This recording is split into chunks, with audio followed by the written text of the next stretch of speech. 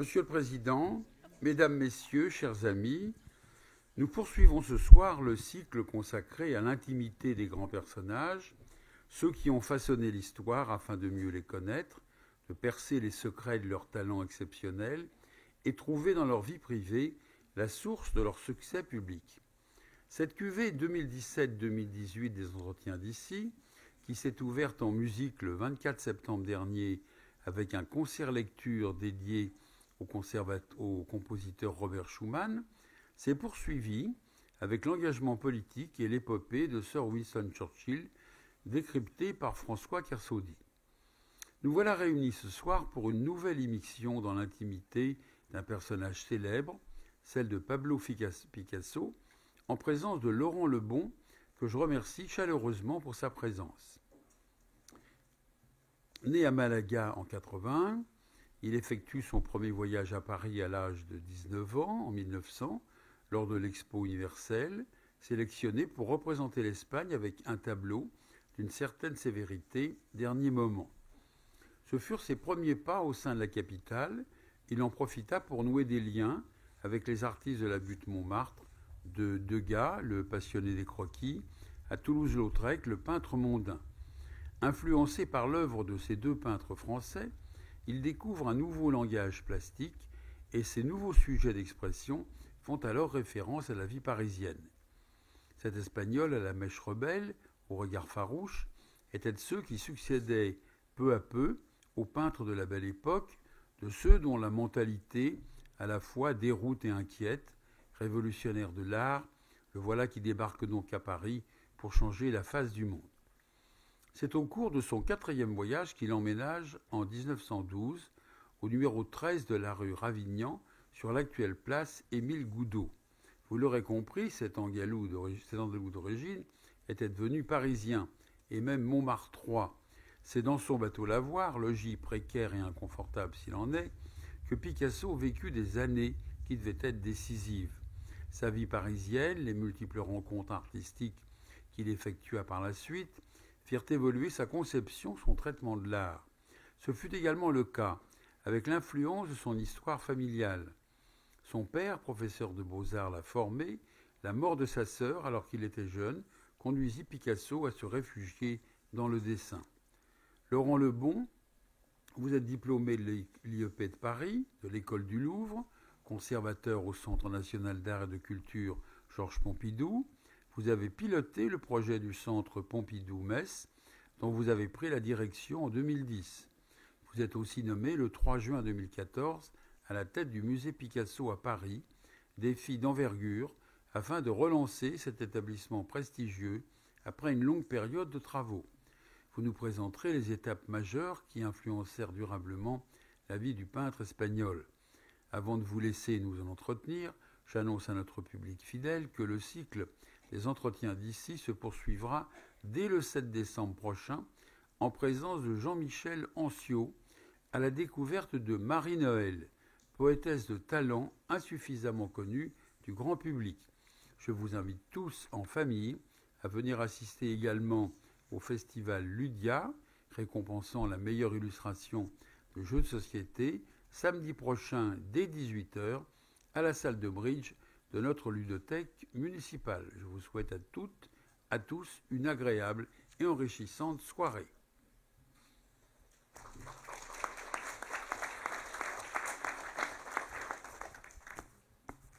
Président, à vous. Appuyez sur le bouton. Voilà. Et là, comment les images vont... Non. Peut-être qu'on va en lancer la première image. Voilà. Et donc, si je fais ça, ça marche. Tout va bien. Et monsieur le maire, monsieur le ministre, madame l'adjointe au maire, j'ai eu très peur, chers amis, quand monsieur le maire a parlé de né à Malaga. Je croyais qu'il commençait une petite biographie. Voilà, mais tout de suite, je me suis évidemment senti tout à fait au calme, car j'ai compris que je n'avais plus de conférence à faire, car monsieur le maire avait déjà tout dit. Voilà. Donc, c'est peut-être un entretien un peu différent que je vous propose ce soir dans cette magnifique salle d'ici les Moulineaux. Un petit peu de provocation tout de même de la part de l'invitation de monsieur le maire que je remercie. D'abord, inviter un Parisien à parler ici les Moulineaux, c'est toujours, évidemment, j'imagine, une complexité. Il y a la ligne de métro qui nous rejoint dans le cadre du Grand Paris, mais comme vous le savez mieux que personne, c'est la ville de Matisse. Voilà. Et s'il y a bien un grand rival à notre ami Pablo au XXe siècle, c'est évidemment Henri. Donc voilà, là j'ai un petit peu honte, il va falloir un petit peu que je trouve des portes de sortie, voilà, pour essayer de vous convaincre que Pablo arrive quand même peut-être, on va dire à la cheville d'Henri Matisse, voilà, pour ami ICN, IC1, voilà. Alors, le propos de ce soir, j'avais évidemment très mal lu les instructions, parce que dans cette belle ville d'ici, les Moulineaux, évidemment, perfection et harmonie et également rigueur sont d'usage, et j'avais compris que tout était bien cadré, mais j'ai mal lu, j'avais prévu une conférence de 6 heures. Voilà. Alors là, ça avait au moins un avantage. Oui, vous voyez, je vois déjà des gens très intéressés, merci de me saluer. Voilà, oui, voilà, effectivement. Le grand avantage, c'est que, vous voyez, jusqu'à ce que mort s'en suive. C'est-à-dire qu'au moment où le dernier d'entre vous aura quitté la salle, nous pourrons comme ça aller célébrer le Beaujolais naissant et donc passer un moment sympathique. Voilà, donc c'est une performance, comme on dit dans l'art contemporain, à mes heures perdues que j'expose un tout petit peu. Voilà, non, écoutez, je vous rassure, j'ai décidé de limiter à 5h45, ce qui permettra quand même de garder un petit peu d'énergie. Voilà. Je m'excuse auprès de celles et ceux qui sont en hauteur, mais Picasso était aussi un homme de théâtre. Voilà, si je ne vous regarde pas tous, voilà, mais je vous vois admirablement à travers les arcades. Voilà. Alors, bêtement, monsieur le maire, je me suis permis peut-être d'apporter aussi quelques images. Voilà, je me suis dit, bon, finalement, on est dans le monde du visuel. Et Dieu sait si l'image est magnifiée dans la ville d'ici les Moulineaux, à travers toutes ces entreprises, notamment de médias. Et donc aujourd'hui, grâce à la magie des PowerPoint, on peut voir quelques images. Alors vous envoyez, voilà, je vérifie voilà, si ça arrive. Alors d'ailleurs, c'est une image assez intéressante puisque, je vous dis un mot de son photographe, David Duncan. David Duncan vient de fêter ses 100 ans. Voilà, il vit encore. Il a été grand photographe de guerre au Vietnam notamment. Mais il dit souvent que son plus grand combat finalement, ça a été de photographier Pablo Picasso. Voilà, et qu'il a connu et photographié à de nombreuses reprises. Et j'ai choisi cette photo pour commencer, parce que vous avez compris, j'ai un humour très déplacé. Mais évidemment, à côté de monsieur le maire, là aussi, je serai un nain de jardin. D'habitude, je commence mes conférences avec une petite photo de nain de jardin, puisque monsieur le maire ne le savait pas, je lui ai révélé avant la conférence, elle l'a mis dans un état évidemment très difficile. Je lui ai révélé que je ne connaissais rien à Picasso. C'était d'ailleurs pour ça qu'on m'avait nommé président du musée, sinon on ne serait pas dans notre beau pays. Mais que je connaissais tout à la nanologie. Voilà, la nanologie, c'était ma grande spécialité. Donc si jamais vous voulez, monsieur le maire, que je revienne pour faire un exposé sur l'intimité du nain de jardin, la nanologie étant la science du nain de jardin, au cas où ça vous aurait échappé. Voilà. Et donc la nanologie a une sous-branche qui s'appelle la nanogénèse, très complexe. C'est la science de la naissance du nain de jardin, parce qu'il y a beaucoup de nains de jardin et très peu de naines de jardin. Voilà, alors évidemment, je mets, voilà, donc d'habitude, voilà. Mais j'aime bien commencer par cette analogie, parce que souvent, avec le nain de jardin, on a comme ça une sorte de référence. Et évidemment, on ne peut être que plus grand, surtout par rapport à un géant. Manière aussi, sans doute pas subtile, je vous prie de m'en excuser, mais de révéler que l'ami Pablo n'était pas un géant en taille. Il était tout petit, mais je n'ai pas eu la chance de le rencontrer. Mais toutes celles et ceux qui l'ont rencontré, c'est justement ce que je vous révèle par cette image, j'y viens, c'est évidemment son regard. Son regard perçant, aigu, acéré, faisait que les gens étaient pour la première fois terrorisés, notamment dans l'après-guerre, Seconde Guerre mondiale, lorsqu'il s'était retiré dans le sud de la France, dans ses demeures diverses. Il finit sa vie, comme vous savez, à Notre-Dame-de-Vie à Mougins, demeure qui est d'ailleurs en vente pour celles et ceux qui seraient intéressés, pour un modique somme. Ça coûte moins cher qu'un Léonard de Vinci, vous en aurez moins pour un 450 millions d'euros. Voilà, mais bon. Donc Notre-Dame-de-Vie, il était reclus là, et il était très difficile de le visiter. Toutes les personnes savaient qu'il y avait moult barrages pour accéder au maître, qui quand même avait arrivé sur la fin de sa vie. Et il y avait là, pour celles et ceux qui avaient la chance de percer enfin les différentes barrières, de pouvoir franchir ces obstacles, même vers la fin de sa vie, le regard acéré du maître était là, terrorisant. Mais très vite, beaucoup disaient, également beaucoup de générosité. Et on a là, c'est aussi pour ça que j'ai choisi cette image, tout le côté Janus extraordinaire de ce génie, c'est-à-dire qu'au fond, c'est pour ça que je peux déjà vous dire que cet entretien est un échec, car Picasso est insaisissable. Voilà, vous allez me dire, on peut dire ça de tout génie, certes, mais encore plus de Pablo Picasso, car je crois que tout a été dit sur lui. Le contraire, le blanc, le noir, le généreux, le méchant.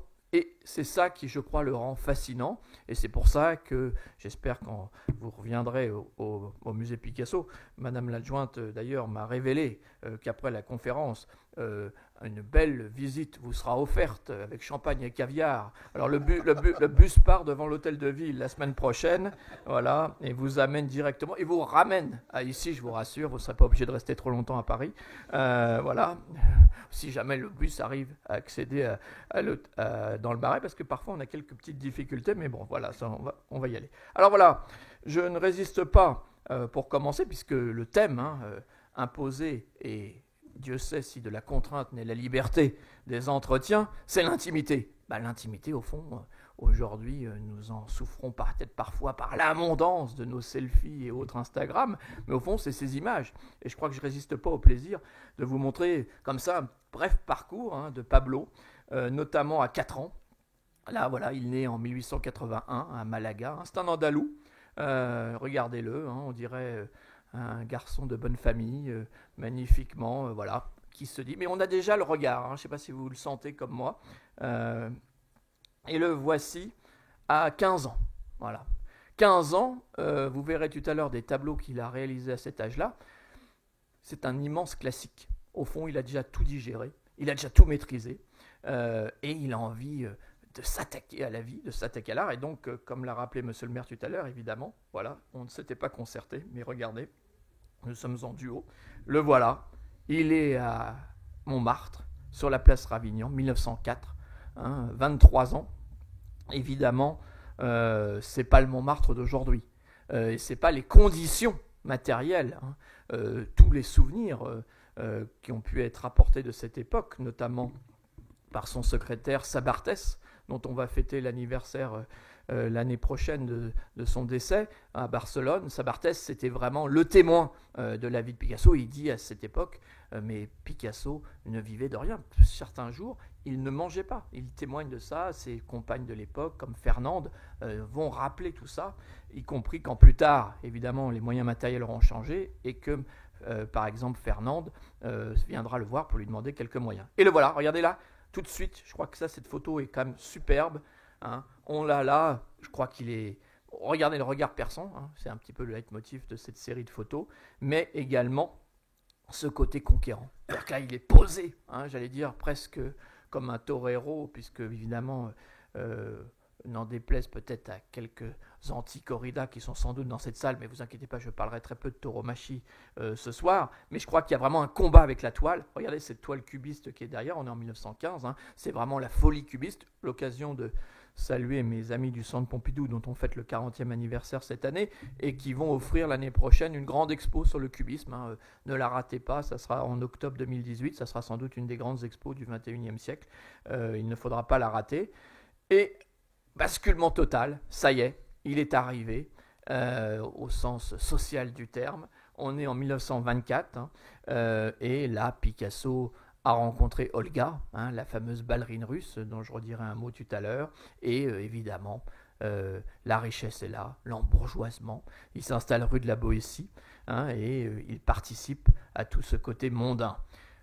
Une photo essentielle, et je ne pouvais pas ne pas la montrer dans cette introduction à cette conférence, évidemment, puisqu'on fête cette année un anniversaire, pas n'importe lequel, c'est le 80e anniversaire de Guernica. Guernica, cette toile extraordinaire, a été réalisée pour Paris, comme vous le savez, pour l'exposition de 1937. Et le voilà, Pablo, devant la toile, dans l'atelier des Grands Augustins, atelier qui existe encore, qui fait l'objet de petites querelles en ce moment, mais on ne désespère pas que ça se transforme en un lieu accessible à tous. L'état de l'espace, d'ailleurs, a beaucoup évolué depuis 1937, mais il reste encore un peu l'âme. On voit encore le plafond, le volume, où Picasso s'est un peu battu avec les murs, parce que la toile est évidemment gigantesque. Et Dora Maar, sa maîtresse de l'époque, il avait quitté Olga et vivait avec Marie-Thérèse, prend les photos régulières de l'évolution de ce chef-d'œuvre. L'occasion de vous dire que l'année prochaine, nous célébrerons au musée Picasso Guernica, avec un an de retard par rapport à nos amis espagnols, puisqu'ils ont fêté cette année l'anniversaire au musée Reina Sofia à Madrid. Ça sera l'occasion, non pas de montrer Guernica, grosse frustration, on a appelé l'expo Guernica, mais j'allais dire, vous en verrez 5 pour le prix d'un. C'est-à-dire que tellement d'artistes ont été influencés par Guernica que parfois ils l'ont copié, donc on montrera 5 Guernica, et pour la première fois en France depuis 1937, le rassemblement de la plupart des études préparatoires au tableau génial du maître qui nous ont été prêtés par Madrid. On bascule dans l'après-guerre, et regardez-le, heureux, 60 ans, dominateur, et abordant là un autre aspect de son génie, c'est bien sûr la céramique, on les devine derrière, où là encore, comme un touche-à-tout de génie, comme un Midas, il va révolutionner. Et j'aime beaucoup cette photo de 1957. Alors là, je crois que s'il fallait résumer par une photo le thème de vos entretiens, monsieur le maire, je crois que là, on y est, quoi. C'est la dernière épouse officielle, Jacqueline. Il ne s'est marié que 2 fois. Alors, ne me posez pas tout à l'heure si par hasard il y a une ou 2 questions. J'espère, madame l'adjointe, qu'il n'y en aura pas. Je pense qu'à minuit, en général, à minuit, il y en a moins. Voilà, c'est l'avantage de faire des conférences de 5 heures. C'est vraiment le nombre de femmes de Picasso, on ne le sait pas. Voilà, c'est comme le nombre d'œuvres, on ne le sait pas. Il n'y a pas de catalogue raisonné de l'artiste. On estime à 70 000 œuvres. Voilà, sa production, sachant qu'il a commencé à dessiner vers l'âge de 5 ans et qu'il est mort en 1973, donc à l'âge de 92 ans. Donc si vous faites une petite règle de 3, il a réalisé entre 2 et 3 œuvres par jour. Voilà, donc ça vous donne une petite idée. Alors évidemment, tous médias confondus, il ne réalisait pas un Guernica tous les jours. Voilà. Et donc là, on a cette très belle image. Vous avez en fond le tableau des baigneurs, et devant 2 baigneurs, si je puis me permettre l'expression, c'est-à-dire Jacqueline et Pablo qui esquissent un pas de danse dans l'atelier de la Californie, qui est sa maison de Cannes, qui appartient encore à la famille. Et le voilà 10 ans plus tard, à Cannes.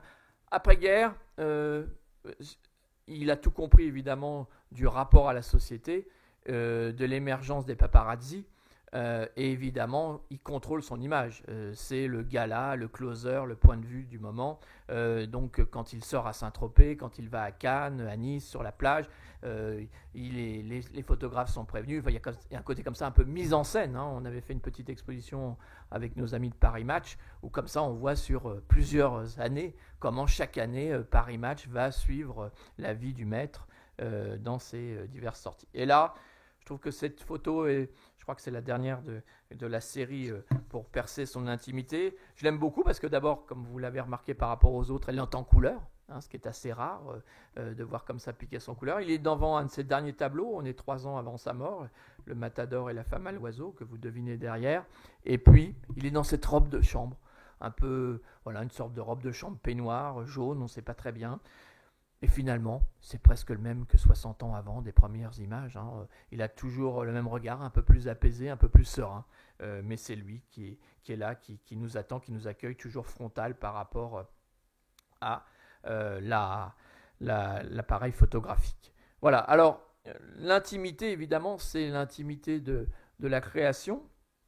C'est comment percer ce mystère. Et évidemment, ce soir, quitte à vous décevoir, je ne vous dévoilerai pas le mystère du génie, car heureusement, il n'y a pas de recette. Mais certains y ont tenté, et notamment Henri-Georges Clouzot, donc on célèbre cette année dans beaucoup d'expositions, notamment à la Cinémathèque en ce moment. Vous avez peut-être vu, on a fait un petit focus au musée Picasso aussi. Pourquoi ? Parce que c'est le premier cinéaste à avoir tenté comme ça de filmer un artiste au travail, un artiste peintre, et c'est le fameux film Le Mystère Picasso, qui a eu un prix à Cannes en 1955, et j'espère par les magies de la technique qu'on va essayer, en cliquant sur cette petite chose, je vous ai apporté ce soir un petit extrait, voilà, glané sur YouTube, qui, je sais pas si, non, je vais pas arriver, voilà, il est plein écran. Je sais pas si on peut peut-être monter, je sais pas si on peut monter un petit peu le son. Et je vais faire quelque chose de tout à fait iconoclaste, insupportable, c'est de parler devant, parce qu'il y a la musique. Mais pour celles et ceux qui n'ont jamais vu ce film, je voulais quand même vous montrer un petit extrait.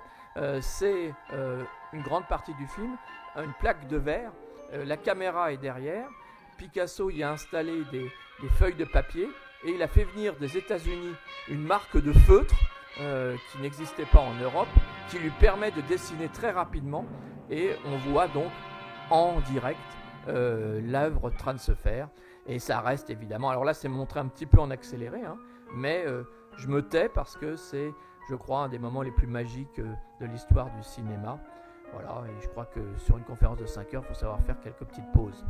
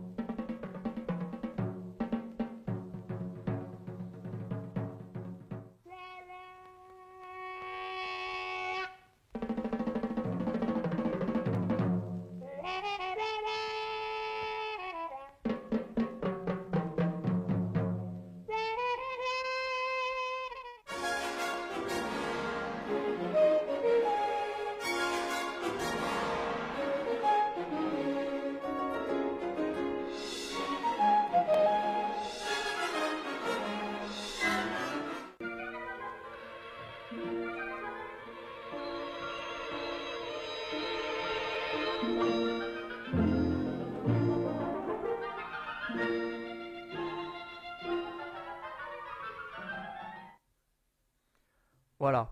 Je crois que si... Alors, je sais pas, pour passer après, il faut peut-être que je revienne. Non.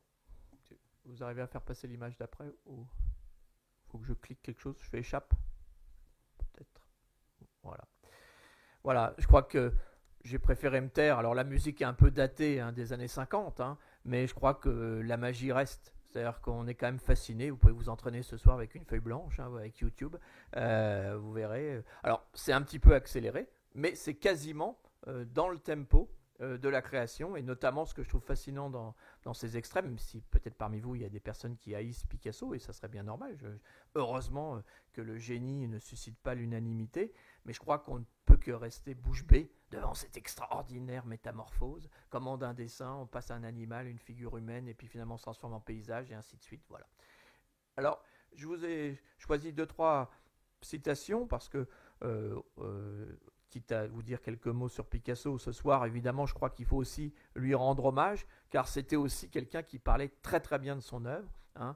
Et notamment, j'aime beaucoup cette citation que je lis avec vous. Pourquoi croyez-vous que je date tout ce que je fais ? C'est qu'il ne suffit pas de connaître les œuvres d'un artiste, il faut aussi savoir quand il les faisait, pourquoi, comment, dans quelles circonstances. Sans doute existera-t-il un jour une science que l'on appellera peut-être la science de l'homme, qui cherchera à pénétrer plus avant l'homme à travers l'homme créateur. Je pense souvent à cette science et je tiens à laisser à la postérité une documentation aussi complète que possible. Et donc là, vous avez un peu cette folie picassienne qui est cette personne qui va tout garder. Et là, je crois qu'on est au cœur de l'intimité, c'est-à-dire qu'un ticket, une facture, et même, petite révélation de ce soir, un membre de la famille a gardé une boîte avec des ongles de Picasso. Picasso gardait ses ongles par superstition.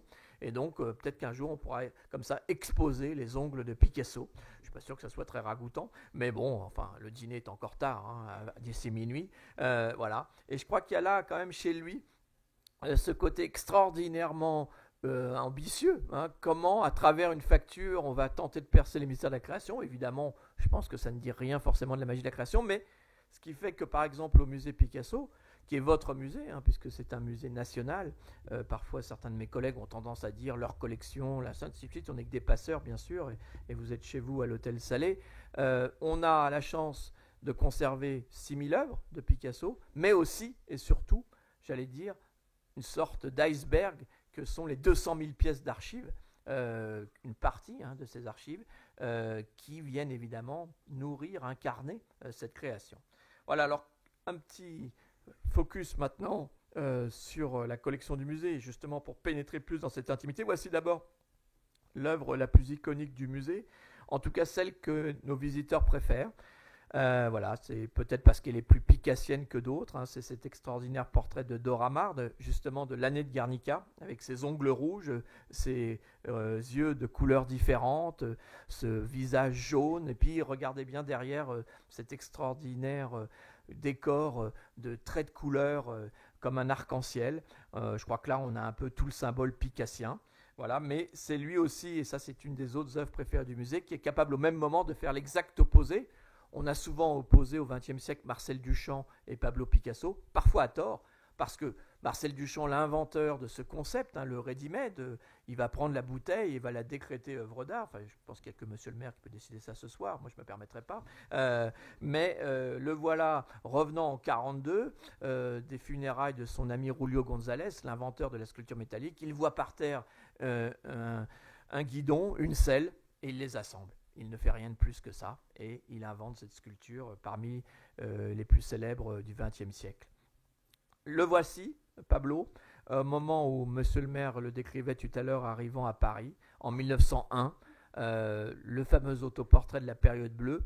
Et ce qui est fou, c'est que cet autoportrait est totalement imaginaire. Il est là dans son grand manteau, mais il n'a jamais porté la moustache et la barbe ainsi. Et donc c'était une seule volonté, c'était de se vieillir pour paraître plus mûr, pour paraître encore plus conquérant dans la cité qu'il devait dominer de ses 20 ans, arrivant d'Espagne, évidemment avec une toute autre culture, mais découvrant là toute la modernité parisienne et bien sûr, comme l'a rappelé monsieur le maire tout à l'heure, la découverte l'année d'avant de l'exposition universelle. Vous imaginez le choc à 19 ans, arrivant à Paris. Et je crois que dans les grands portraits du XXe siècle, on pense bien sûr à Van Gogh, qui est comme une influence, on ne peut pas ne pas être surpris. Et j'ai fait exprès de vous choisir à l'autre extrême. Alors entre-temps, j'aurais pu faire une myriade d'autoportraits. Ce jeune peintre de 1972, on est 1 an avant sa mort, mais le jeune peintre, c'est qui ? C'est bien sûr Pablo, c'est cette fameuse phrase qu'on lui attribue. J'ai passé toute ma vie à essayer d'apprendre à dessiner comme un enfant. D'ailleurs, vous allez le voir tout à l'heure, ce peintre classique qu'on dit à tort parfois sans culture, va passer toute sa vie à simplifier son art et regarder les pupilles. Le bleu, c'est le même que le bleu 70 ans avant de la période bleue. Voilà, alors là, un petit focus sur une œuvre qui peut vous paraître étrange. Pourquoi je vous en parle? Parce qu'il y a une petite actualité. C'est le portrait de Gustave Coquio, un très beau portrait influencé par Toulouse-Lautrec. On est en 1901. Gustave Coquio était un essayiste, un critique important de l'époque. Et ce tableau, pourquoi je vous le montre, c'est que ça a été pendant longtemps le seul tableau appartenant aux collections nationales. Il a été acheté en 1933. Donc imaginez, il a fallu attendre 52 ans, que Picasso ait 52 ans pour que l'État achète une première toile de Picasso. Vous voyez la perspicacité de mes anciens collègues. Pendant longtemps, ça a été la seule œuvre conservée. Ce qui fait que quand Jean Cassou, le grand résistant, en 1947, veut rouvrir le Musée national d'art moderne, puisqu'en fait il l'avait ouvert ponctuellement en 1942 sous Vichy, en 1947, Cassou reprend le pouvoir, fait les comptes, dit mais c'est pas possible, on ne peut pas ne pas faire une salle Picasso. Donc il va voir son ami Pablo, et Pablo lui fait un don de 10 œuvres, que vous pouvez d'ailleurs voir en ce moment au musée Picasso, puisqu'on les a fait transférer pour célébrer l'anniversaire du centre Pompidou au musée Picasso. Et c'est un geste ultra généreux de sa part, célébrer par là la nullité du regard public, mais il est vrai que dans le domaine de l'acquisition, c'est toujours comme une épée de Damoclès qu'on a toujours au-dessus de nous quand on fait ce métier extraordinaire qui est d'être au service des artistes à la tête d'un musée ou d'une institution culturelle. C'est toujours penser que l'argent du contribuable doit être bien dépensé pour l'acquisition. Alors, on n'a pas 450 millions comme pour Léonard de Vinci d'hier soir, mais si Léonard de Vinci d'hier soir a coûté 450 millions, combien aurait coûté la Joconde si elle était passée en vente? Je laisse la méditation, c'est peut-être une autre thématique des entretiens d'ici. Mais là, par rapport à Picasso, ce qui est toujours important de voir, c'est que à la même époque, vous aviez Mondrian, Brancusi, Léger, Braque, ils étaient tous en bas de la rue. Il suffisait de descendre pour acheter leurs œuvres et nous ne les avons pas achetées. Voilà, c'est toujours une leçon à méditer et à réfléchir toujours quand on pense à enrichir les collections publiques. Alors, ce soir, monsieur le maire m'a dit attention, vous êtes devant un public d'experts picassiens. Je dis bon, très bien. Donc je ne me sentais pas à l'aise, je pensais que vous étiez surtout mathématiciens. Donc je ne voulais surtout pas faire de Trivial Pursuit ou autre jeu de quiz. Mais je me suis dit, quitte à vous montrer quelques images, je voulais jouer un petit peu avec vous et notamment revenir sur cette extraordinaire diversité de l'artiste en prenant peut-être des petites séquences, en allant presque très vite, quitte à vous frustrer, pour regarder un petit peu cette diversité de changements et de métamorphoses. C'est Malraux qui a souvent écrit sur Pablo Picasso, qui est revenu sur cette idée de la métamorphose. Et regardez avec moi, comme une espèce d'effet zapping, je m'en excuse, par exemple, si on prend une œuvre par décennie de sa vie. Je vous disais tout à l'heure, regardez comment il maîtrise l'art classique. Voici L'homme à la casquette, 1895, Picasso à 14 ans. Voyez ce qu'il a là. Donc, voyez la maîtrise totale, bien sûr, influencée par les grands maîtres espagnols. Et là, 10 ans plus tard, les Demoiselles d'Avignon. 10 ans plus tard, donc là, avec le collage, le pôle en arlequin, changement complètement de style, le retour à l'ordre. 10 ans plus tard, Guernica, que j'évoquais tout à l'heure avec vous. 10 ans plus tard, la guerre, regardez la cuisine, encore un changement total de style. 10 ans plus tard, les Ménunes, retour sur les grands maîtres du passé, retour bien sûr sur l'histoire de l'art, retour sur Velázquez. 10 ans plus tard, La Pisseuse, un tableau qui reste encore aujourd'hui ultra provoquant, qui appartient au centre Pompidou. Et là, je crois qu'on a vraiment une révolution, et à l'orée de sa vie, 1972, un an avant sa mort, il revient au paysage, et regardez encore un autre style. Alors, vous allez me dire, la démonstration ne nous a peut-être pas totalement convaincus, donc je fais encore plus fort. Voilà, monsieur le maire me met la pression. Donc je prends une décennie au hasard. Voilà. Alors comme je sais que Matisse vous a quitté vers 1917 pour aller vers le soleil niçois, même si monsieur le maire me rappelait toujours qu'il fait toujours beau ici, on a là 10 ans de la vie de Picasso, justement, commençant avec la Première Guerre mondiale. Regardez, faites-le avec moi. 1915, 1916, 1917, basculement total, on a appelé cette période le cubisme confetti. 1918, regardez, rebasculement. 1919, retour au cubisme. 1920, il rebascule dans un autre style, mais il se dit quand même le cubisme est toujours là. Regardez comme il apparaît sur ses compositions comme une sorte de collage. 1921, le retour à l'ordre, influencé, il a fait un séjour à Fontainebleau. 1922, regardez encore, il rebat les cartes, si je peux me permettre l'expression. 1923, cet extraordinaire portrait de Paul, son fils, à l'âge de 2 ans, en train de dessiner, comme s'il était en train de dessiner d'ailleurs un dessin de Picasso. 1924, Picasso qui a passé son temps à dénigrer l'abstraction, nous réalise cette extraordinaire mandoline sur une table où on dirait quasiment un tableau abstrait. Et regardez 1925, un dessin surréaliste absolu pour ce chef-d'œuvre de la peinture, le baiser, où on a l'impression de 2 monstres qui sont en train de s'enlacer. Alors je vais encore plus loin. Là, je vais vous prendre la démonstration sur une année. Voilà, donc regardez, en une même année, j'ai pris 39. Voilà, mai, juin, octobre, novembre. Voilà, vous voyez cette variété. Et quasiment, on pourrait presque le faire pour un jour ou pour une semaine. Voilà, alors j'ai pris ce qui est parfois le plus fascinant chez Pablo Picasso, que malheureusement on ne peut pas toujours exposer au public parce que, ne serait-ce que pour des raisons d'exposition, on ne peut pas tourner les pages malheureusement dans un musée, mais on a la chance de conserver au musée les carnets.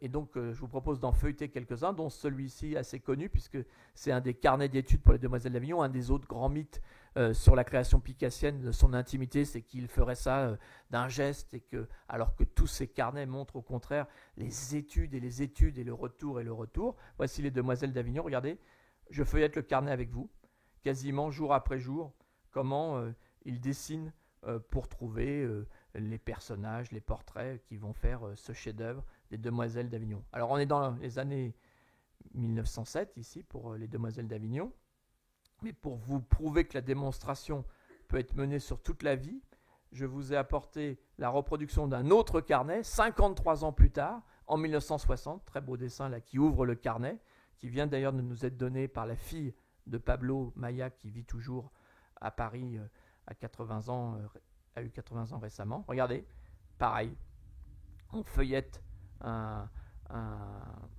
tableau, voilà. Et là, regardez toujours l'humour picassien. Vous voyez ce dessin fait d'après le tableau, entre parenthèses, et mal fait. Voilà, mal dessiné.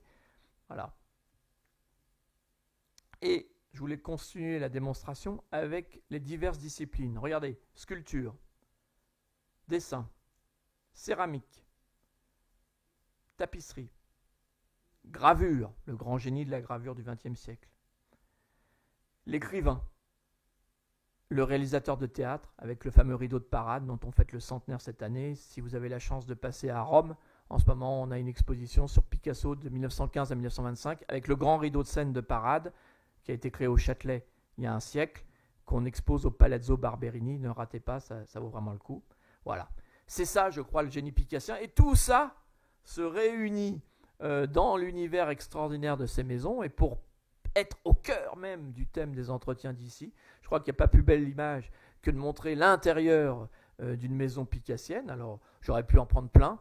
C'est le grand drame malheureusement du décès de Picasso, c'est que quand il est décédé, il avait une dizaine de demeures, et Maître Reims a fait l'inventaire qui débouchera sur la dation, donc qui enrichira les collections publiques nationales, loi inventée par Malraux en 68, qui permet de payer ses impôts au moyen d'œuvres d'art, et notamment ses impôts de succession. Malheureusement, l'inventaire a été bien fait et très bien fait, mais il n'y a pas eu d'inventaire archéologique, qui aurait pu être d'ailleurs sous forme photographique, de chacune des maisons, car là, on peut penser qu'il y a un désordre, mais non, chaque objet l'un à côté de l'autre, c'est Picasso lui-même qui l'écrit. Cet assemblage et collage a du sens. Regardez cette magie de ce portrait avec en icône au-dessus à côté du miroir à droite, le portrait de Jacqueline comme un sphinx qui nous domine. Voilà. Alors, faire une démonstration redoutable. Regardez, voilà le métier du conservateur après. Avant, après. Voilà, si vous voulez un petit peu Bon, on n'est pas tous comme ça, hein, mais bon, on a tendance parfois à remettre un peu de l'ordre. Cette photo est assez émouvante puisque c'est la photo de 79, c'est que c'est le président Giscard d'Estaing qui a signé la dation et qui est donc a permis à l'État d'avoir cet extraordinaire ensemble. Et voilà la première exposition au Grand Palais qui est 5 ans avant l'ouverture. Alors un petit focus, parce que je sais que parfois ça peut alimenter l'imaginaire, mais enfin, je vous disais tout à l'heure que la création picassienne est autour de 70 000 œuvres. Voilà la collection, quelques chiffres sur la collection du musée. Vous voyez qu'en fait, pas si riche que ça en peinture, parce qu'il y a environ 300 tableaux. Voilà, mais vraiment cette ligne très intéressante, 200 000 pièces d'archives, qui fait vraiment le côté extraordinaire. Et aussi, on l'oublie, le musée Picasso, c'est un grand musée de la photographie, puisqu'on a à peu près 20 000 photos, et souvent des plus grands photographes du XXe siècle, puisque Picasso s'est fait photographier par Man Ray, par Brassailles, par André Villers et beaucoup d'autres. Voilà. J'en viens à la suite de l'histoire, parce que intimité pour intimité, il fallait une demeure. Et donc la demeure qui a été choisie, c'est celle de l'hôtel Salé, qui se trouve au cœur du Marais, qui est en fait l'ancienne école centrale, pour celles et ceux qui ne le savent pas. L'école centrale avait été créée par un privé, en opposition à l'école polytechnique qui avait été créée par l'État. Et l'État nationalisera plus tard l'école centrale, mais tout le temps du 19e siècle, c'était à l'hôtel Salé. Puis l'hôtel a été en abandon, comme beaucoup d'autres hôtels du Marais. Et c'est tout le génie de Malraux, par son plan de sauvegarde du Marais, puis Michel Guy en 1976, qui, en accord avec la famille, dit « Ah, voilà, n'allez pas au centre Pompidou », ce n'était pas le souhait de la famille qui allait ouvrir en 1977, il vous faut une demeure. Picasso ayant toujours aimé un certain classicisme, on le présente parfois comme un grand révolutionnaire, mais au fond c'était aussi un grand classique, toujours cette contradiction, ce côté Janus. Et finalement l'hôtel Salé collait tout à fait bien pour lui, parce que c'est un chef-d'œuvre du XVIIe siècle. Là, on est dans les années 1650-1656. C'est un hôtel pour un fermier de la Gabelle, donc l'impôt sur le sel, d'où le nom d'hôtel Salé. 18e siècle, plusieurs propriétaires. L'école centrale, je vous en ai dit un mot. C'est un parent de Boris Vian qui le transformera en magasin d'antiquités. Et puis, ça sera après l'après-guerre, l'après-seconde guerre mondiale, une école des métiers d'art. Et puis, l'abandon des années 60-70. Le cirque Grus s'y installera un moment. C'est pour ça qu'on a des photos parfois amusantes où on voit un éléphant dans la cour de l'hôtel Salé. Et puis, le concours avec l'ouverture en 1985 avec une architecture de Roland Simounet. Donc, je vous ai apporté quelques plans. Voilà l'intérieur. Ça vous donne une idée de l'hôtel. Mais ce n'était pas du tout original pour l'époque. Tout le quartier du Marais, et y compris le plateau Beaubourg, était un quartier d'ailleurs où on mourait à Paris de maladies. C'était évidemment des soucis d'hygiène et autres, et on a du mal à imaginer que c'était, il n'y a même pas 50 ans, au cœur de la capitale. Voilà, ça c'était la cour de récréation qui est l'actuelle de Jardin. Et puis voici quelques photos. Alors, nos amis élèves ingénieurs, évidemment, étaient très doués en équations et autres réactions chimiques, un petit peu moins en histoire de l'art peut-être, enfin en tout cas ils ont eu tendance à enlever les boiseries et à les faire brûler dans la cour pour se réchauffer l'hiver. Bon, ce qui fait que l'hôtel a rapidement perdu malheureusement tout son décor. Voilà. Et voilà la très belle affiche, et j'aime beaucoup cette affiche aussi en termes d'intimité, puisque c'est cette photo de Brassailles qui photographie la main de Picasso, qui sera comme si on pouvait y deviner les traces du génie. Et voici quelques photos historiques du musée en 85. En 2010, le musée a fermé pour rouvrir en 2014. Monsieur le maire l'a rappelé, pour 5 ans de rénovation, avec un architecte qui est Jean-François Baudin, que vous connaissez sans doute parce qu'il a réalisé beaucoup de rénovations de musées, comme le musée d'art moderne de la ville de Paris, ou plus récemment, c'est moins connu, c'est lui qui a fait l'intérieur de la fondation Louis Vuitton. On a toujours tendance à parler de Frank Gehry, l'architecte américain, mais c'est lui qui a réalisé. Et voici la grande révolution du nouveau musée Picasso, si je puis me permettre l'expression, puisque ça reste quand même l'enveloppe du XVIIe siècle. C'est qu'on a pu, en vidant les bureaux et les réserves, dédier le dernier étage, et donc on voit notamment la magnifique charpente qui permet de mettre en valeur la collection particulière, puisque non seulement on a l'œuvre de Picasso conservée, mais la famille a donné à l'État, ça c'est pas une dation, c'est une donation selon le souhait de Pablo Picasso, de sa collection. Vous voyez notamment sur cette photo des Cézanne qui était son grand maître, et voilà la façade sur le côté rue Vieille du Temple de ce qui est sans doute un des plus beaux hôtels particuliers du Marais. Il est situé maintenant, quand on parle un peu le langage branché du Marais, dans le Noma, donc il faut s'y habituer, c'est North of Marais, paraît-il, enfin, je dis très mal, ça se distingue du Soma, South of Marais, paraît-il. Bon, il y a au moins une justification historique. c'est que plus on avance vers le nord de la rue des Francs-Bourgeois, plus les terrains en fait étaient importants. Là, notamment, c'était un ancien terrain de religieuse et les nouveaux riches de l'époque, en l'occurrence ce fermier de la Gabelle, avaient l'occasion de se développer. Alors malheureusement, il était proche de Fouquet et donc il a été emporté avec lui et donc il a pu très peu bénéficier, mais c'est pour ça qu'il y a une ampleur assez extraordinaire. Je vous disais que le décor a été détruit, mais il reste l'extraordinaire escalier et le salon de Jupiter, dont vous voyez ici une photo, avec le mobilier de Diego Giacometti. On l'oublie souvent parce qu'on a l'impression qu'il a toujours été là, mais c'est le coup de génie de Dominique Bozo, le premier directeur du musée, d'avoir commandé aux frères d'Alberto Giacometti, ça a été sa dernière commande de sculpture, l'ensemble du mobilier, les luminaires, les bancs, les chaises. Les agents d'accueil sont assis sur des chaises de Diego Giacometti. Alors je les ai fait inventorier parce que maintenant ces petits objets coûtent 400 000 € pièce en vente, donc bon, je fais un petit peu attention au patrimoine public. Mais là, je crois qu'on a une photo qui magnifie un peu ce qu'on souhaitait faire mes prédécesseurs, c'est-à-dire cette harmonie entre un des plus beaux tableaux de Picasso classique, La Flûte de Pan de 1923, dans ce décor extraordinaire de l'Hôtel Salé. Voilà, alors un petit parcours dans les collections très rapide. J'ai choisi pour vous une sorte de best-of alors vous allez me dire que je suis très zapping ce soir, mais je vois Madame l'adjointe commencer à me faire les gros yeux, car je sens vos regards consternés, et surtout que finalement, certains d'entre vous se disent que 4h30 c'est quand même sympa, mais que finalement, bon, peut-être qu'au bout d'une heure, le Beaujolais, ça ne sera pas si désagréable. Voilà. Je voulais vous montrer, au fond, je vous le disais tout à l'heure un peu rapidement en vous parlant du portrait de Dora Maar, notre collection, et c'est toujours la problématique pour un musée, vous allez au Louvre, une grande partie du public va voir la Vénus de Milo, la Victoire de Samothrace et la Joconde. Vous allez au MoMA de New York, vous allez voir les Demoiselles d'Avignon, et ainsi de suite. Certains musées sont liés comme ça à des chefs-d'œuvre iconiques qui sont comme des sortes d'aimants qui magnétisent le public. Le musée Picasso, sa force, c'est justement peut-être de ne pas avoir d'œuvre iconique. C'est c'est son contenant, cet hôtel particulier du XVIIe siècle, et son contenu qui est la force du musée. C'est-à-dire c'est le tout qui est la force, et pas tant telle ou telle œuvre. Alors je vous montre juste comme ça quelques images de quelques-uns des chefs-d'œuvre, notamment La Mort de Casagemas. Petit tableau, grand comme ça à peu près, qui est un peu un... Là aussi, ça pourrait être une conférence entière des entretiens d'ici sur l'intimité, puisque vous voyez ce petit trou dans la tempe droite de cet ami intime de Pablo Picasso. C'est tout simplement, bien sûr, la trace du suicide de l'être aimé. Il a souffert d'un désespoir amoureux et il met fin à ses jours en public.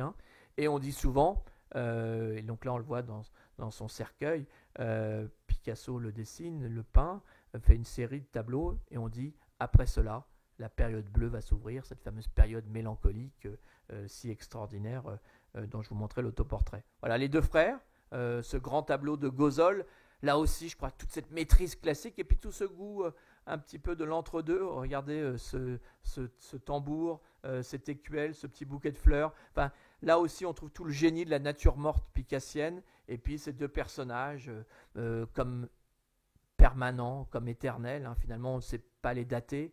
Il pourrait être de l'Antiquité, il pourrait être du XXe siècle.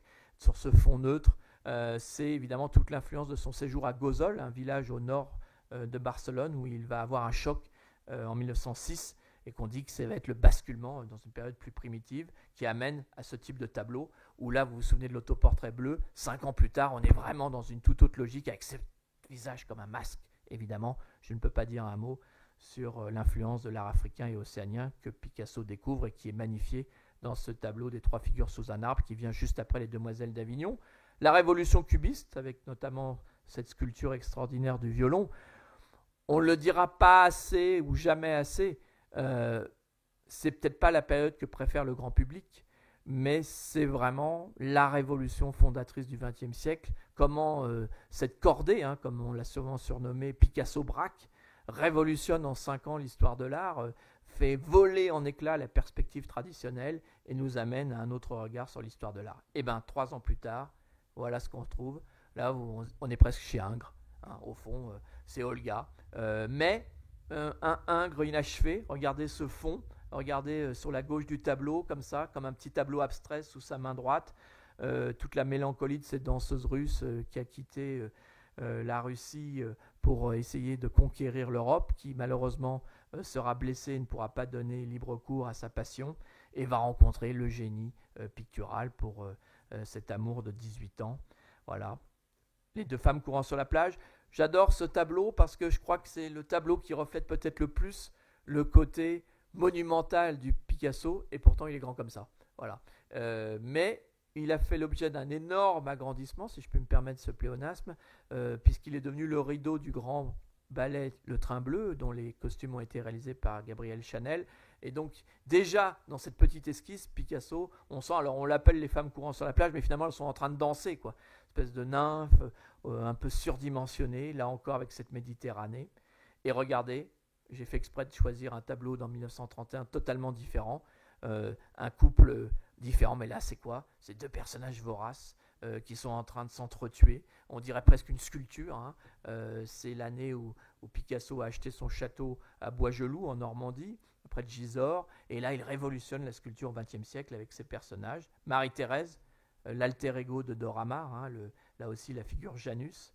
Et puis, tout ce rapport au monde animalier qui, là aussi, pourrait faire l'objet, parce que Picasso adorait les animaux, hein, il en avait beaucoup. Mais regardez la date, 1939. On est quelques semaines avant la guerre, et évidemment, on a relu ce tableau a posteriori comme étant évidemment annonciateur dans ce terrifiant moment où ce chat finalement a presque un visage humain, on dirait un masque, et il est en train de dévorer l'aile de l'oiseau. Je n'en rajouterai pas sur l'interprétation qu'on peut faire, qu'on voit d'une manière totalement différente avec la chèvre, qui est peut-être une des sculptures préférées de nos visiteurs, où là c'est tout ce génie de l'assemblage, mais c'est l'inverse du ready-made. Vous vous souvenez, cette Céleste Guidon que je viens de vous remontrer, tête de taureau. Là, au contraire, Picasso pense avant et va glaner des cèpes de vigne, un morceau de palmier, deux jarres pour les pies, et ainsi de suite, et ainsi de suite, et va réaliser sans doute un des animaux les plus fameux de l'histoire de l'art. Mais c'est aussi un peintre engagé, notamment avec ce tableau qu'on parfois on comprend mal, mais évidemment on ne peut pas se comprendre sans l'engagement au Parti communiste. Alors c'est pas le Parti communiste d'aujourd'hui, hein, je vais laisser Monsieur le maire nous faire une analyse politique sur l'évolution du Parti communiste depuis la Seconde Guerre mondiale, parce que je ne me sentirais pas à la hauteur, mais le Parti communiste de l'après-guerre, c'est évidemment ce Parti communiste qui accueille les artistes, et Picasso y fonce en embrassant avec un côté un peu en retrait aussi par moment, parce qu'il va soutenir évidemment beaucoup, mais on ne va pas le voir toujours au premier rang de tous les congrès. En revanche, il va faire quelques tableaux, et il y a ce tableau Massacre en Corée qui reste un grand mal-aimé. Au fond, pour Picasso, c'était le Guernica de l'après-guerre, et au fond, il dira souvent qu'il n'a pas réussi.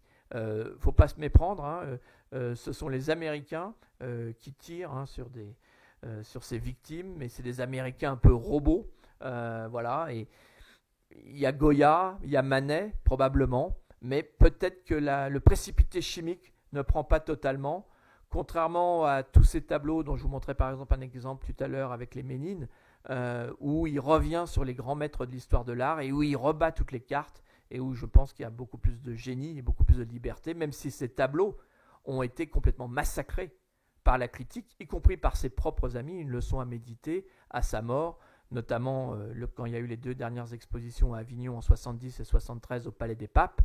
Des amis intimes ont écrit, alors que Picasso était encore en vie, il ne sait plus peindre, il n'est plus un artiste, il faut l'oublier. Voilà, c'est des mots qui venaient comme ça un petit peu le poignarder. Voilà. Là, en écho à la phrase que je vous avais citée tout à l'heure, au paragraphe de tout à l'heure, je vous laisse lire avec moi, je crois que c'est assez beau, le début notamment sur l'autobiographie, c'est-à-dire vraiment cette idée d'un journal permanent, c'est-à-dire on ne s'arrête jamais, c'est l'anti-Vermeer, hein, grosso modo avec un corpus d'une 50aine de toiles. Le Picasso, c'est au fond ce côté, on parle beaucoup d'inachevé chez lui, mais c'est pas parce que c'est inachevé, c'est parce que c'est un flux permanent qui nous emmène et qui un ailleurs. Et pour nous, je vous montre maintenant ces œuvres en situation dans le musée. Alors, mon image est très mauvaise, je vous prie de m'en excuser, mais vous voyez ces grandes plaques de verre au centre de la salle, elles enchâssent des archives Pour nous, c'est très important dans l'accrochage au musée de ne pas dire il y a la salle au fond du bout du couloir près des toilettes où il y a le monde documentaire et il y a les grands chefs-d'œuvre au mur. Ce qui nous intéresse beaucoup dans l'accrochage depuis 3 ans, c'est d'essayer de mixer les histoires et de faire comprendre les œuvres à travers ce regard archivistique qui peut permettre parfois d'expliquer. Donc voilà par exemple une reconstitution de l'accrochage du Palais des Papes à Avignon. Je vous ai apporté une photo justement de l'expo de 73 dont je vous disais un mot à l'instant. On a oublié la puissance de cette exposition. C'est Zervos qui vient dans la chapelle du Palais des Papes. Les tableaux sont à peine encadrés avec des baguettes et il accroche directement au mur du monument historique. On voit d'ailleurs encore aujourd'hui, quasiment 50 ans plus tard, 45 ans pour être précis, les clous dans la chapelle du Palais des Papes. Vous regarderez si vous vous promenez à Avignon prochainement où cet accrochage a eu lieu. Alors, on essaye de toucher tous les médias, notamment la sculpture. On a fait récemment une exposition avec nos amis du MoMA. Là, je vous ai apporté, vous voyez cette photo au centre. On voit la version en bronze et la version en plâtre de la femme enceinte. Ça, c'est très important pour nous par rapport à la métamorphose et au processus créatif, de toujours montrer que Picasso, là aussi, rebat les cartes et est en mouvement. Et une des grandes tendances des expositions ces dernières années, c'est les duos. Et je dois dire, à notre grande surprise, le plus grand succès récent là, de nos expositions, puisqu'on en a commencé à faire une dizaine depuis maintenant la réouverture, c'est Picasso Giacometti. Voilà. C'est une surprise parce que je pense que personne n'avait jamais rapproché les deux. Il y avait une sorte d'amour-haine entre les deux. Et au fond, quand on commence à rapprocher leurs deux travaux, là par exemple, vous avez une salle autour du primitivisme avec la femme cuillère de Giacometti à gauche sur le socle, et à côté de sculptures de Picasso et de Giacometti. Il y a quelque chose qui se passe très bien, soit dans des rapprochements tout à fait scientifiquement fondés, parfois le même verbe, soit sur des affinités électives plus fondées sur du formalisme, comme ici, L'homme qui marche, que bien sûr vous avez reconnu, avec à gauche un tableau peut-être moins connu de Picasso, mais tout à fait extraordinaire, L'ombre. Vous voyez vraiment le rapport entre les deux qui me semble assez évident. Alors Olga, étrangement, il n'y avait jamais eu aucune exposition sur Olga, et là je crois qu'on est au cœur de l'intimité aussi. Vous voyez cette malle au fond de la photo, c'est une malle que la famille a retrouvée. Ils l'ont ouverte, et un peu comme une malle au trésor, on a trouvé là toute la correspondance d'Olga. Et donc évidemment, on a pu la disséquer. Hélène Carrère-Dancos, qui est venue nous faire une conférence, dit finalement c'est très rare de trouver quelqu'un qui a quitté la Russie et qui a tenu comme ça une correspondance pendant plusieurs dizaines d'années avec sa famille. Et on a pu comme ça rentrer au cœur de ce sujet et d'aller de l'avant. Là, c'est la salle qu'on a consacrée à la maternité, puisque Paolo, le premier fils de Pablo et d'Olga, est né de leurs amours. Voilà, par exemple, ici, vous avez tout à fait ce qu'on cherche à faire, c'est-à-dire ce mélange de dessins, de lettres qui irriguent. Et voici, de manière peut-être un peu caricaturale, le grand escalier que j'évoquais tout à l'heure. Vous voyez en bas le portrait un peu classique, vous le devinez, au rez-de-chaussée. Et en haut, 15 ans plus tard, le grand portrait au fauteuil rouge, l'amour a quitté le couple, et c'est une vision un peu violente d'Olga qu'on découvre. Alors, si je ne vous ai pas totalement déçu à travers ces quelques minutes, et je commence à rassurer les plus inquiets d'entre vous, non, je ne ferai pas une conférence de 4h30. On a fait une petite première là depuis quelques semaines. C'est cette exposition que vous propose de voir Madame l'adjointe dans ce bus champagne caviar qui sera prêt la semaine prochaine, vous me disiez. Non, c'est, je crois, la première fois qu'on fait une exposition sur une année de la vie d'un artiste, du 1er janvier au 31 décembre. Voilà. Et à cette occasion, on a fait venir la Joconde picassienne. C'est cette extraordinaire peinture qu'on appelle le rêve. Je crois que j'ai apporté une image. Voilà. Le principe, j'appelle cette exposition, je me fais un peu, je m'auto-flagelle. C'est le degré zéro du commissariat, c'est le niveau le plus nul de l'histoire de l'art. On prend vraiment du 1er janvier au 31 décembre, mais il y a un moment où ça devient magique. C'est-à-dire que nos visiteurs actuellement oublient finalement la chronologie et se disent mais c'est pas possible, il n'a pas créé tout ça en une année. Voilà. Alors je vous ai apporté une ou deux images un peu, voilà, par exemple ça c'est l'introduction de l'exposition. Vous voyez le mur de gauche, les deux tableaux ont été peints le même jour, le 2 janvier, le lendemain du jour de l'an. Voilà, là à droite le 22 janvier et à gauche le 24 janvier. Voilà, c'est le même fauteuil, c'est le même mur, le même papier peint, mais vous voyez deux visions totalement différentes de l'être, aimé à gauche et Olga peut-être un peu moins aimée à droite. Voilà, et le rêve, ce fameux tableau extraordinaire qui, pour la petite histoire anecdotique, mais qui est amusante, parce que l'histoire de l'art est aussi faite de ça, qui a été pendant un moment le tableau le plus cher de l'histoire de l'art, au moment de sa vente, le propriétaire, qui avait malheureusement un problème de dégénérescence maculaire et perdait un peu la vision, a voulu présenter au futur acquéreur, et donc donne un grand coup dans le tableau et le déchire devant le futur propriétaire abasourdi. Bon, ça lui a permis de gagner quelques millions puisque le tableau a été déprécié, mais voilà, donc c'est un tableau qui n'était pas venu depuis 60 ans en France, et rien que pour venir voir ce tableau, je vous encourage à venir. Voilà la grande salle centrale, avec notamment au fond le grand chef-d'œuvre du MoMA, qui n'est pas à la Fondation Louis Vuitton, le portrait au miroir, et cette salle que j'aime beaucoup parce que c'est pour ça qu'on a choisi 1932, c'est l'année de la première rétrospective de Picasso. Il a 51 ans, ça fait rêver par rapport à certains artistes contemporains aujourd'hui qui à l'âge de 51 ans ont déjà 20 rétrospectives.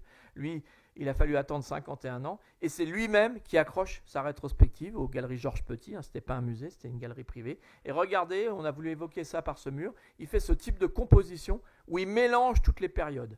Et ça c'est assez, et je vous ai apporté les images de l'époque, Je crois qu'on reste abasourdi par l'accrochage. Dire aujourd'hui on ferait ça, on n'oserait pas. Regardez par exemple là, à gauche vous avez une sculpture de Picasso et sur le socle à droite collé une plante verte. C'est-à-dire le mélange de la nature et de la culture, du réel et de l'artificiel. Enfin, c'est un geste quasiment d'art contemporain. On ferait ça à la FIAC, on créerait au scandale. Voilà, mais c'est là tout le génie Picasso. Regardez là tout le mélange des périodes, les années 30, les périodes cubistes, la période rose. Et là, j'aime beaucoup ce mur. Vous voyez l'autoportrait bleu que je vous ai montré tout à l'heure. En dessous, sa femme aimée, Olga. Et de part et d'autre, Paolo en arlequin, en 4 versions, avec cette extraordinaire composition. Voilà la fin de l'expo. Et voilà le dernier tableau de l'année 1932. On est le 21 décembre. Il peint ça rue de la Boétie. Vous voyez là, regardez, imaginez enlever la ligne, un peu comme dans le dessin de film de Clouzot tout à l'heure, la ligne noire. Regardez cette composition. On a l'impression d'un tableau abstrait. Voilà, chers amis. Je vous rassure, je crois que, monsieur le maire, j'ai à peu près respecté les délais, je ne sais pas si j'ai dépassé un petit peu. 21h, voilà, ça va, 1 heure, pile. Je voulais terminer avec un dernier tableau, un tableau assez exceptionnel pour lequel je le dédie à tous les ICN et tous les lycéens. C'est un tableau sur la vie, un tableau des plus fascinants de l'histoire de l'art du XXe siècle, le grand chef-d'œuvre de la période bleue, qui est conservé maintenant à Cleveland.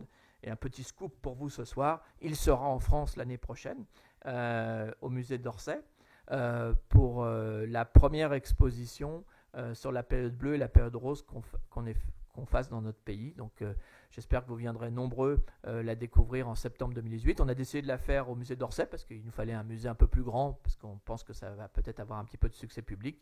Et ce tableau est un peu magique parce que comme tous les grands chefs-d'œuvre, comme les Demoiselles d'Avignon ou Guernica, pour prendre d'autres exemples qu'on a cités ce soir, on a beau essayer de le regarder, on a beau lire les centaines de pages qui ont été écrites sur la signification du couple de gauche, sur la signification de la personne de droite tenant ce bébé, cette maternité, que sont les 2 toiles du fond et tout ça, on se perd en conjecture et à autant d'interprétations possibles, et c'est peut-être ça qui définit un chef-d'œuvre. Mais monsieur le maire, je ne voulais pas terminer sur une note un peu trop mélancolique. Et donc, comme vous le savez, car vous êtes de grands picassiens, après le bleu, il y a toujours le bonheur. Voilà. Et donc, j'ai mis pour vous ce soir un petit peu de rose. Voilà. Voilà. C'est comme ça, Picasso. C'est la période bleue et c'est la période rose. C'est la mélancolie et c'est l'amour. Vive Picasso, vive ici les Moulineaux. Merci à vous. Bravo.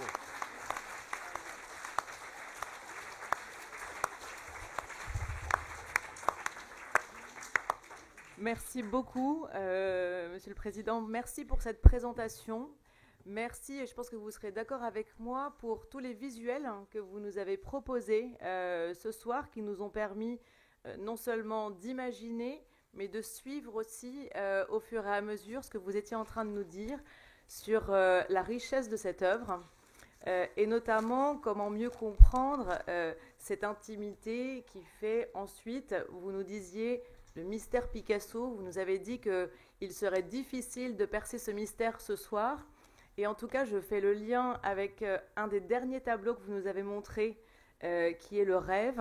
J'ai eu la chance de pouvoir aller au musée assez récemment et de me mettre devant ce tableau, et je pense que ça a dû vous arriver plusieurs fois, les uns et les autres, chacun devant des tableaux différents, puisqu'on a des sensibilités peut-être différentes, et de regarder ces tableaux et de ne pas arriver à percer ce mystère, mais je pense que c'est ce qui nous permet de rester quelques minutes, longues minutes, hein, à regarder certains tableaux en tout cas qui nous parlent. Merci beaucoup pour cette présentation. Alors, nous avons bien sûr du coup 5 heures devant nous hein, pour poser des questions. Vous êtes d'accord avec moi? Non, si les uns ou les autres, vous avez peut-être des questions pour compléter la présentation, pour avoir des éléments d'explication peut-être? Je crois que tout le monde attend le champagne et le caviar. C'est la fête, hein.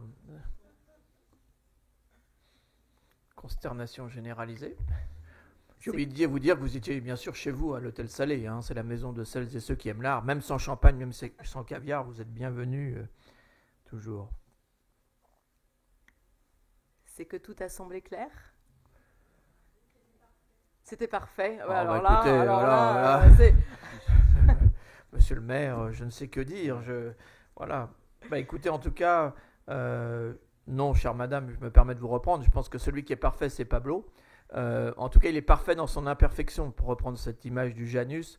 Et en tout cas, si vous avez pu prendre un petit peu de plaisir à regarder ces reproductions, je crois que c'est ça notre métier, d'être au service des artistes et de nous faire partager un peu de notre passion à travers eux. Nous ne sommes que des passeurs, nous ne sommes que des nains de jardin, pour prendre ma comparaison. Et en tout cas, dans des moments un petit peu difficiles qu'on peut parfois traverser, dans notre Europe culturelle en pleine gestation, on a encore de l'espoir. Je pense que des personnages comme Pablo Picasso nous font réfléchir à ça. On parlait tout à l'heure justement de son côté espagnol. Il faut toujours penser qu'en 1940, lorsqu'il demande au gouvernement de Vichy la nationalité française, elle lui est refusée. Et bien, que fait Pablo Picasso? Il décide de rester dans notre pays et il continuera à créer, comme je vous l'ai indiqué, jusqu'au dernier souffle. Et ça, je crois que c'est une leçon extraordinaire. Voilà, on n'est pas là pour toujours asséner des leçons de morale et autres, mais je crois que c'est simplement l'expérience, voilà, d'un artiste comme ça, qui a parfois été décrié, parfois dévalorisé, parfois haï, parfois honni, mais admiré, considéré comme le plus grand génie, et ainsi de suite. Et je crois que c'est dans cette tension, et je crois que ce qu'il nous démontre, c'est que la force de la création, combien d'artistes étant arrivés, gagnant de l'argent à n'en plus finir, vont voir leur création s'édulcorer, se perdre, et lui, peu importe, il continue, il continue, il continue. Et ça, je crois que c'est une leçon passionnante à méditer. Chère madame.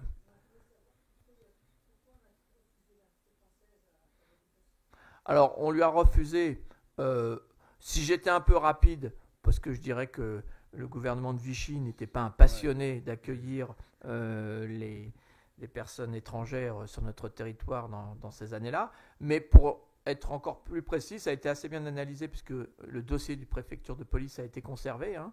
On l'a exposé d'ailleurs récemment. Dans son dossier, il était considéré comme anarchiste, notamment en 1900-1901, voilà, parce qu'il arrivait de Barcelone où il avait fréquenté des artistes qui n'ont pas fait des révolutions énormes, hein, mais qui étaient un petit peu revendicatifs. Et donc, dans les fiches des renseignements généraux de l'époque, on a retrouvé ça. Voilà.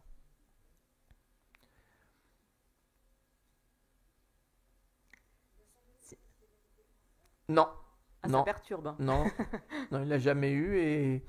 Et en revanche, il est enterré dans notre pays, puisque il y a eu une sorte de passe-droit, que, comme vous savez, il est enterré avec sa dernière épouse, Jacqueline, au château de Vauvenargues, qui appartient encore à la famille.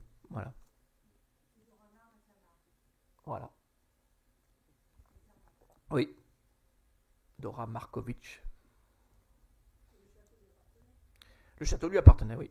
Et appartient encore toujours à la famille. Le château de Vauvenargues, qui se trouve au pied de la montagne Sainte-Victoire et qui a donné lieu à cette anecdote assez belle. Il appelle son marchand Kahnweiler un jour et il lui dit j'ai acheté la montagne Sainte-Victoire de Cézanne. Alors Kahnweiler, en bon marchand, lui dit, ah oui, mais laquelle? Parce que Cézanne a fait une série, comme vous savez, sur la montagne Sainte-Victoire. Et Pablo Picasso lui dit, la vraie. Voilà. Parce qu'en fait, le terrain... Oui.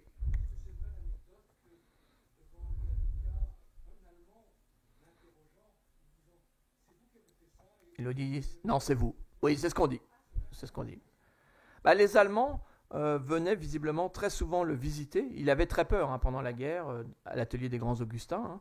Et donc, il avait protégé son œuvre, il l'avait mis au secret, mais il restait menacé. Je veux dire, il ne faut pas l'imaginer vivant grand train pendant l'occupation. Mais effectivement, les Allemands avaient quand même du respect. Et donc, du coup, venait voir l'atelier et effectivement, il a raconté ça. Voilà. Mais l'œuvre n'était pas dans l'atelier. L'œuvre était partie au MoMA, puisqu'il y a eu la grande rétrospective de son œuvre en 1939, ce qui fait que les œuvres, quand il y a eu l'occupation, ne sont pas revenues dans notre pays, sont revenues après-guerre. Voilà. Et en revanche, Guernica reviendra beaucoup plus tard. Vous connaissez sans doute l'anecdote, puisque Picasso avait laissé comme disposition testamentaire, je ne veux que Guernica revienne en Espagne que quand le franquisme aura disparu. Et donc c'est Maître Roland Dumas qui avait été chargé, Picasso l'appelait Alexandre, qui avait été chargé de la négociation avec d'autres pour ramener le tableau à Madrid où il se trouve toujours.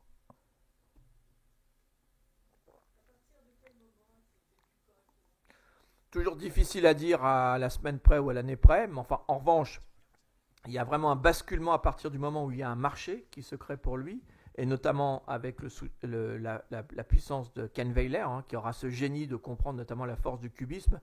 Donc on peut dire qu'au début des années 10, ça commence à aller beaucoup mieux pour lui, et après-guerre, il se marie en 1918 avec Olga, et c'est là où on dit qu'il bascule, et à partir de là, il n'aura plus jamais aucun problème d'argent jusqu'à la fin de ses jours. Mais Matisse a été riche très tôt, lui. Aussi, oui. Après, je pense, même s'il avait quelques signes extérieurs de richesse, comme une Hispano-Suiza ou d'autres, et des demeures superbes, il ne vivait son intérêt n'était pas de vivre grand train. On le voit d'ailleurs dans son habit. Je veux dire, même s'il a eu cette période où il était magnifiquement habillé, très mondain, on le voit souvent après, presque nu, et dans le sud, et ainsi de suite, sans grand. C'est pas ça qui l'intéressait, je crois, au fond.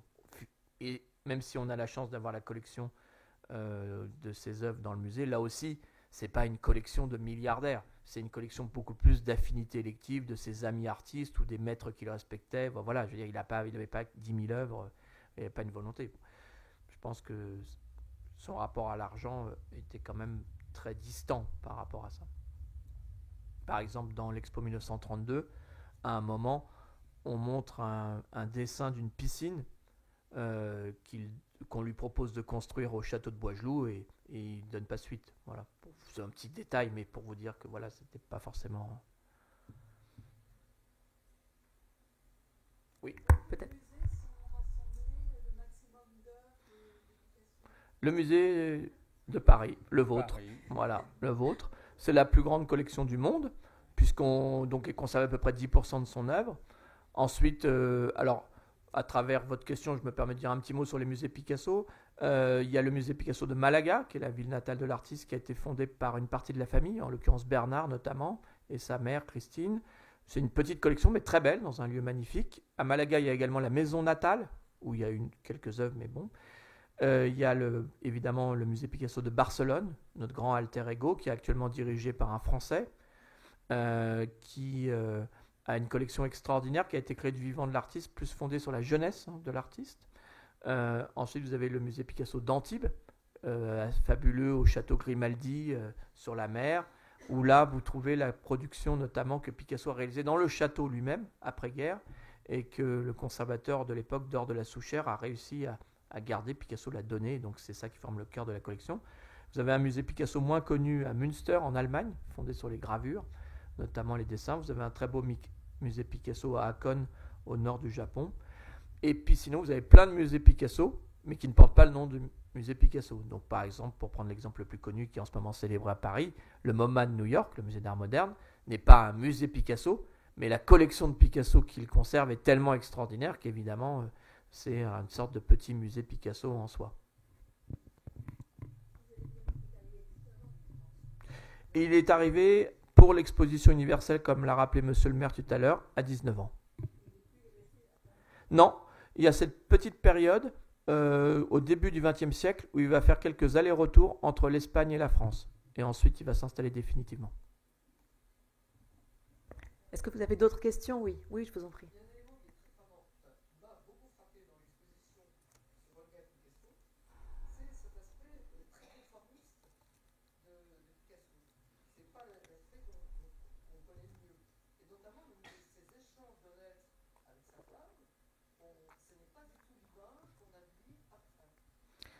Je pense que c'est très gentil à vous de le souligner. Étrangement, il y avait eu beaucoup d'expositions d'Oramar, Marie-Thérèse, même sur Jacqueline, voilà. Sur François Gillot, je crois qu'il n'y a pas eu tant d'expos que ça, même si François Gillot, comme vous le savez, vit encore et est peintre. Hein. Donc il y a eu des expositions sur l'œuvre de Françoise.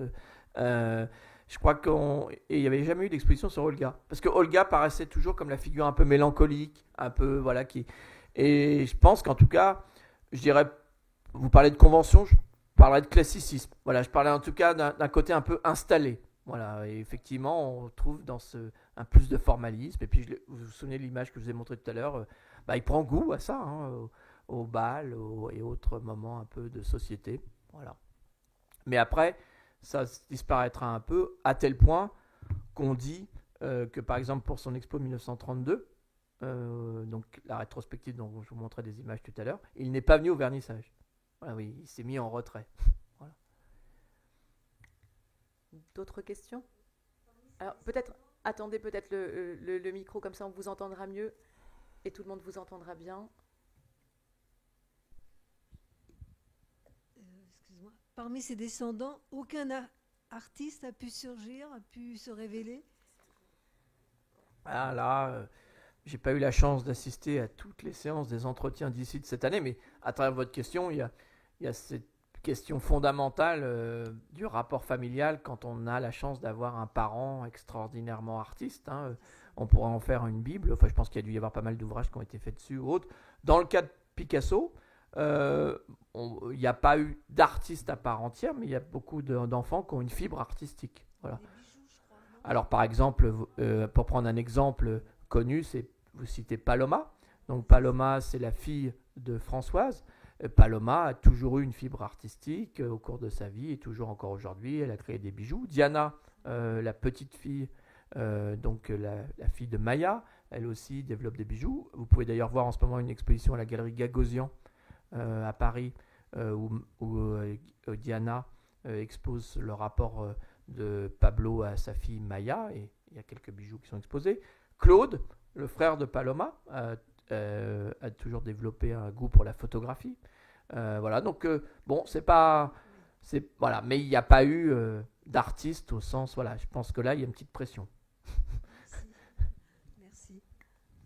Une autre question? Oui. Oui.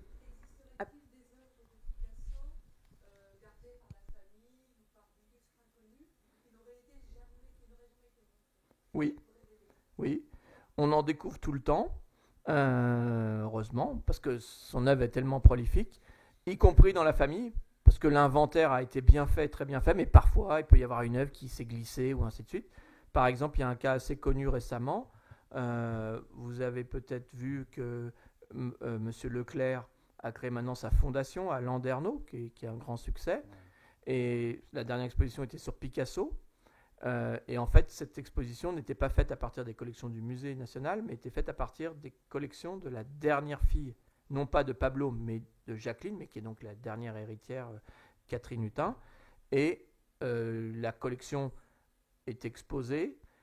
Il y avait, je crois, de mémoire, 200 œuvres, 250 œuvres. Il y avait certaines œuvres qui n'avaient jamais été montrées, voilà, qu'on n'avait jamais vues, voilà, donc, qui étaient exposées pour la première fois. Alors c'est peut-être pour ça qu'elles étaient inconnues, mais enfin, en tout cas, voilà. Et donc, ça peut arriver à chacun d'entre vous. Je pense qu'on peut trouver. Après, le problème, c'est l'authentification. C'est-à-dire que la famille fait très attention et bon, c'est un petit peu difficile, voilà.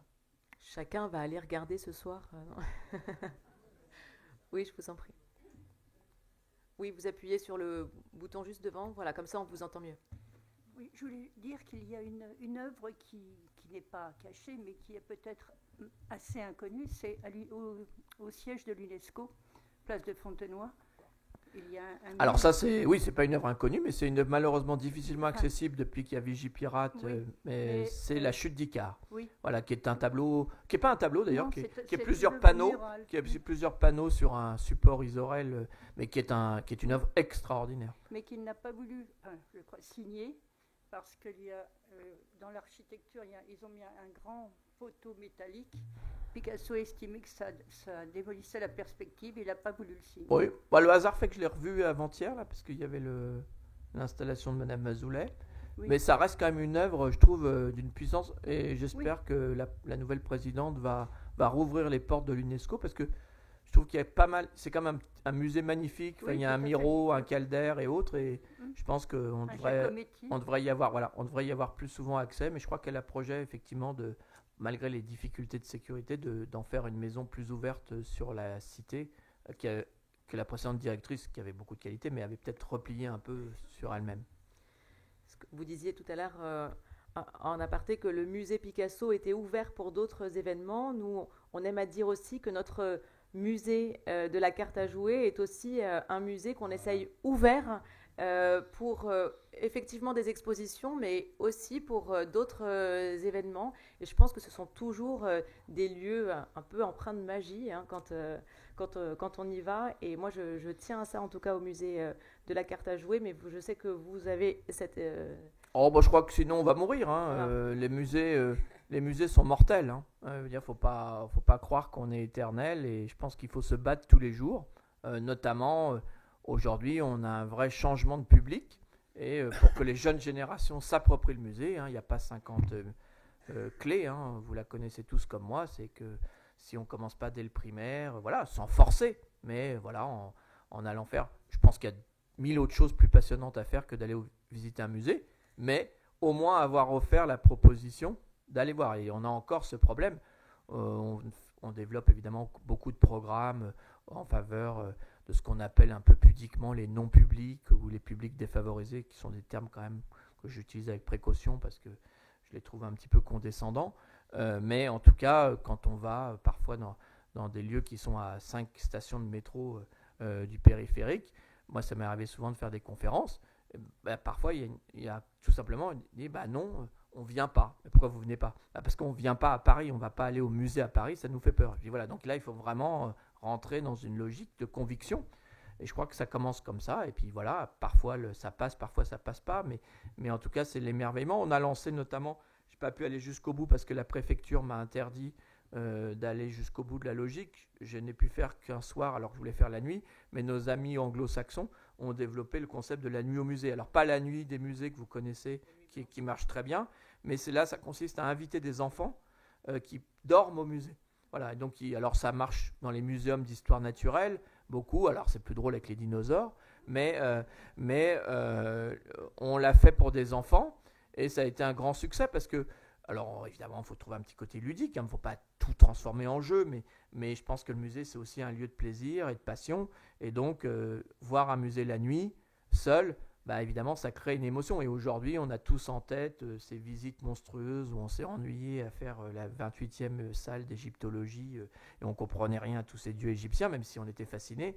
Bon, je crois que le musée, s'il veut retrouver sa capacité d'émerveillement, il faut aussi qu'il arrive à retrouver cette capacité de raconter des histoires. Voilà. Et donc, malheureusement ou heureusement, mais à l'heure d'Internet, d'Instagram et autres, pour retrouver cette force du réel, de l'authentique, il faut recréer le choc de la passion et de la curiosité. Donc, ça passe par plein de moyens, mais il faut se battre.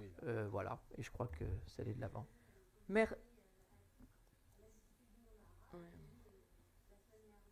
Ah oui, mais monsieur le ministre Lang, vous savez, c'est toujours notre modèle. Voilà. En tout cas, on vous remercie encore. On peut vous applaudir à nouveau. Écoutez... c'est moi qui vous remercie. J'en déduis que même dans la ville de Matisse, on aime beaucoup Picasso et je m'en réjouis. Merci à vous tous. Je vous rappelle donc notre prochain rendez-vous le 7 décembre avec la présentation de Marie-Noël, poétesse de l'amour. Et Monsieur le maire nous invite non pas au musée Picasso ce soir, mais pour un cocktail à la salle Salon Élysée. Au Salon Élysée, et puis on pourra continuer à échanger ensemble sur ce sujet passionnant. Merci beaucoup. C'est dommage parce que ça marche. Vous avez été très bon, hein. Vous en doutez, mais c'est quand même vrai. Bon, merci, monsieur le maire. Regardez les gens, ils ont été captivés, là, vous vous rendez compte. Merci. D'abord, il y a